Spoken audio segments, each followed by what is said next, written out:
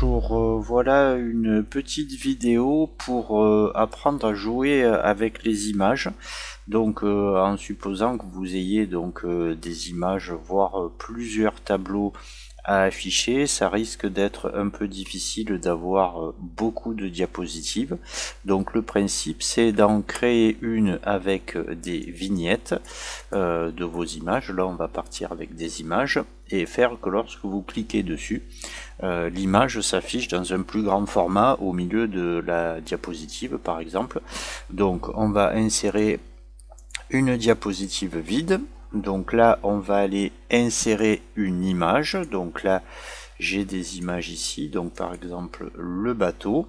Donc ce que je fais en premier lieu, c'est dupliquer l'image, donc en faisant un déplacement avec la touche CTRL appuyé.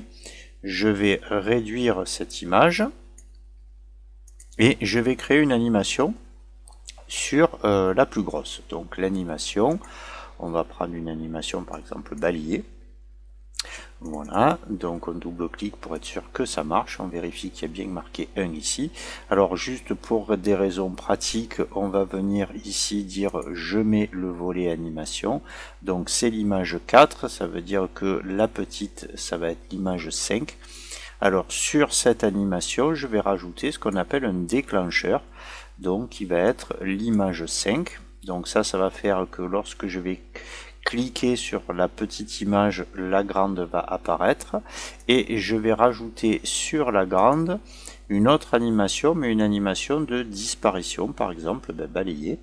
Voilà, donc là j'ai de nouveau une animation et sur cette animation de départ, je vais refaire sur l'image 5 un déclencheur. Donc on va voir ce que ça donne.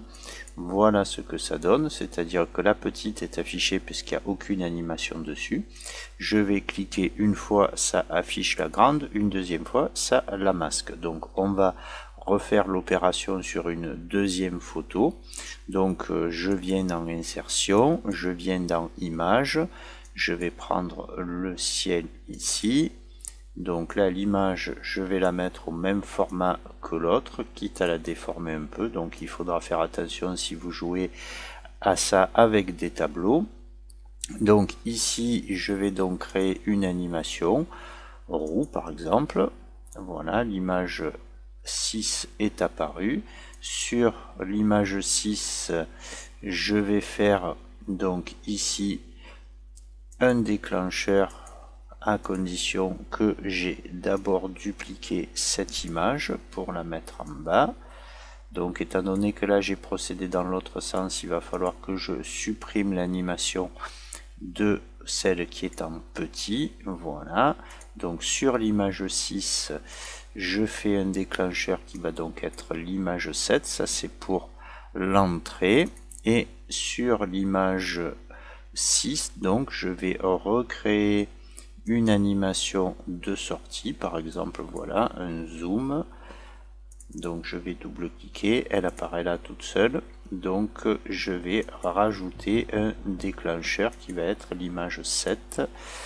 Donc je vais voir ce que ça donne et savoir si ça marche bien. Donc là il n'y a pas de souci, ça se masque, là ça s'affiche et là ça se masque. Alors donc vous pourriez même éventuellement, à condition que vous preniez toujours les images dans le même sens, faire que le déclencheur de la disparition de l'image, la première, soit aussi là-dessus, c'est-à-dire que chaque fois qu'on va cliquer sur une image, elle va apparaître, quand on va cliquer sur la deuxième, elle va disparaître et la deuxième va apparaître.